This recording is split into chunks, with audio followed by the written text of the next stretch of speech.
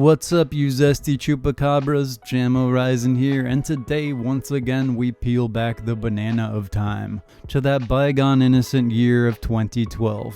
Join me, friend, and remember, religious wackadoos thought the world would end because of the Mayan calendar. Spoilers, it didn't. We were all excited for those Hobbit movies, expecting they would equal the majesty of the Lord of the Rings. But spoilers, they didn't. And that good old movie boy Ridley Scott, the director of the original, beloved, iconic alien film, dropped a sweet trailer for a movie called Prometheus, which rustled our collective jimmies in excited wonder. And oh my god, Jammo, don't keep me in suspense. Was the final movie incredible? Did it live up to the hype? Were all those jimmies well and truly rustled? Well, kind of. For some people, but not really. It did not live up to expectations, that's for sure, and people have been giving it crap for 12 years now. But hey, you ready to have your mind blown? I actually really like this movie. I know, right? Trust me, I have my reasons.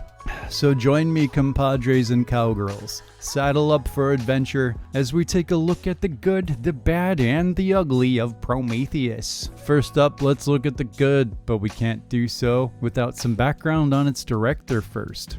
Mr. Ridlington J. Scott has always been a master of atmosphere and immersion. This goes all the way back to 1979 when he made, as it happens, the original Alien. The movie feels oddly believable because of the lived-in feel of the space trucker environment and the shadowy cinematography that obfuscates the creature and makes what is in actuality a rubber puppet genuinely menacing. Alien rises above its schlocky premise almost entirely thanks to Scott's direction. Although he is working from a solid script, this ability to absorb the viewer into a foreign world would extend through Scott's entire filmography. It is, in my opinion, his finest attribute as a filmmaker by far. We have seen this time and again over the last 45 years. You want some futurism? Forget Alien. How about the legendary Blade Runner and its iconic visual interpretation of the cyberpunk aesthetic that is still ripped off wholesale today? How about the past? Need I remind thee of a film entitled Gladiator? Were you not transported as if by time machine to the arenas of Rome? Were you not entertained? And what about Matt Damon farming poop crops on Mars? I personally did not like that film at all, but it was still a great production. And that's the larger point here. No matter what I think of Scott's films as a whole, or the stories he ends up telling, the world building is always the strongest part, especially when it's a world foreign to us, future or past. This could be lesser works such as Kingdom of Heaven and The Last Duel, or the hilarious and baffling Christopher Columbus movie he made in the early 90s. Are you aware of this one? It's not good, but the world building still is. And yes, I know I'm stretching this out, but it's interesting to me, and I could keep naming titles for like 10 more minutes, but we should probably get back to Prometheus. Yes, indeed, the best part of Prometheus is the world. It's just delectable. From the spaceship environments to the alien architecture and the integration of the actors into this stunning conglomeration of CG and sets, I just love the atmosphere. I think immersion is probably the best word. Regardless of plot, Prometheus as a setting is incredibly immersive. And as a nerd for dark science fiction, there are precious few films that are able to achieve this. It's a costly endeavor, and in the wrong hands, even a big budget sci-fi environment can easily look like crap.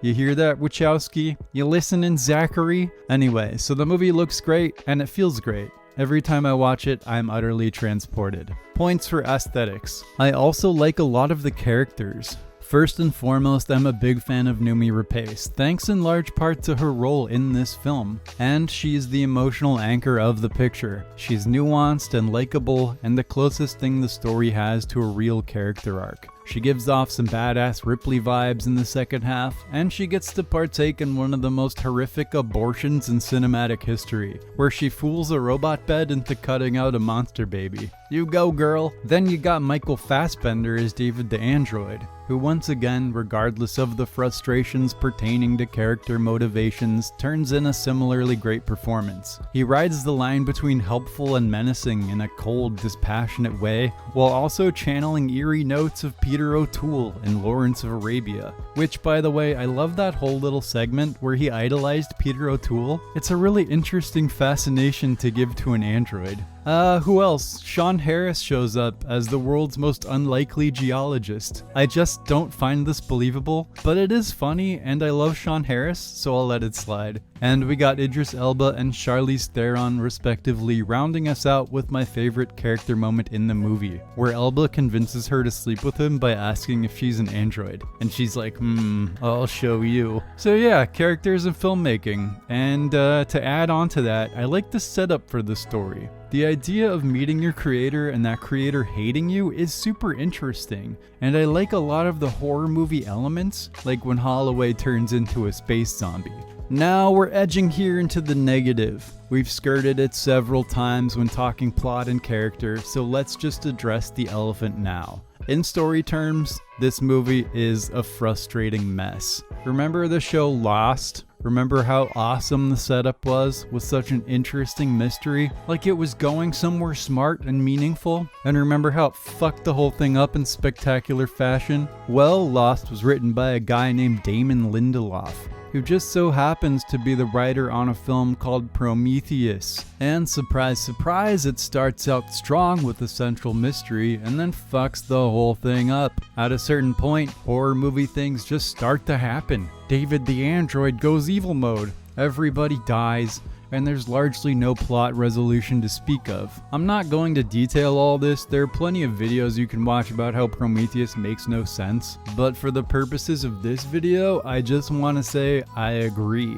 Even as somebody who likes the movie, the problems with story structure and character logic are glaring to say the least. I will add though, to the filmmaker's possible credit, apparently there was a lot of footage cut by the studio that would have made the film make much more sense. I don't know why it was cut, something about Jesus being one of the blue aliens or something weird, I forget. I guess I could research it, but my evil playthrough of Baldur's Gate 3 ain't gonna finish itself. I'm sure you understand. Frustratingly, years later, when Scott was offered the chance to do a director's cut, he declined. So we may never have our answers. Unless you count the sequel, I guess, but that film is so poorly written it's actually shocking, and I like to pretend it just doesn't exist. While we're talking about dumbness, I also find it frustrating that the two scientist guys get lost when they literally have robots mapping the place, starting at the entrance. So that's dumb, but not nearly as dumb as a xenobiologist or whatever that guy's supposed to be petting a black gooseneck. Like, really? Really? Or how they run straight away from the big rolling cylindrical ship when you could just move to either side. Just get out of the way. And that's the ugly part of all this, to continue our tortured Clint Eastwood metaphor. I could almost forgive the plot inconsistencies if we didn't have these lapses in general logic that just come off as stupid. The film projects this high-minded philosophical overtone that it wants you to take seriously about the nature of life and death and deification, but then essentially acts the fool, with moments that fly in the face of logic. This movie is supposed to be smart, right? It's a Ridley Scott picture, not some Roland Emmerich crap. So why is the guy petting the black gooseneck?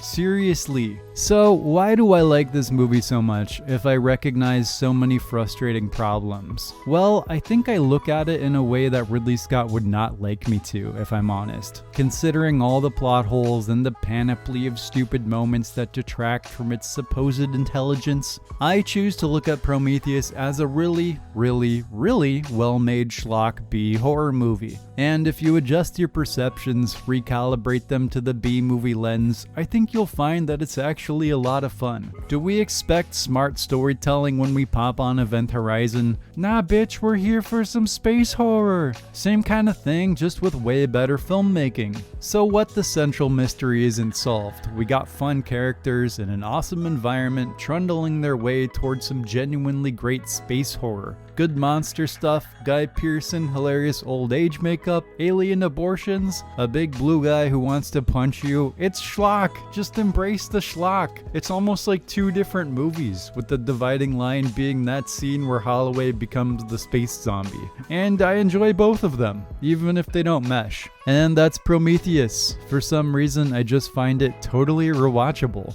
If you hate it, I understand, but I do think it's a good watch if you just temper your expectations and revel in the good stuff. You know, in the script for this episode, I put that I wanted to see a director's cut, but considering Alien Covenant, I don't think that's true anymore. I don't think we're gonna get a smart version of this movie as much as I would like it. Think of me then, dear viewer, like our hero Elizabeth Shaw.